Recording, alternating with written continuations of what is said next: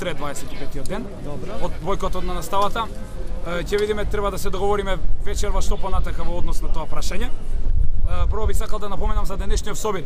Иако беше најавено во полицијата дека денеска ќе собираме во 17 часот исто како и вчера, од некои неразјаснети околности и причини, полицијата не ја блокираше улицата и можеше да дојде до некои несакани инциденти и несакани ситуации, некои од нашите овде соученици и учесници на овој собир да бидат повредени.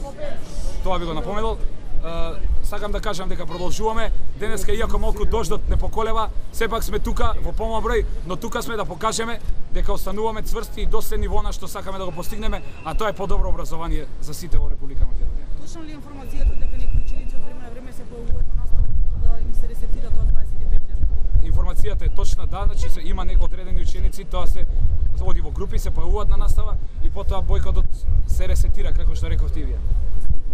Други прашања? Тоа значи дека, например, јас имам информација дека Борца денеска имала настава зборувам за 4-та година матурант. Тоа го прават за да го испочитуваат рок 20 дена да...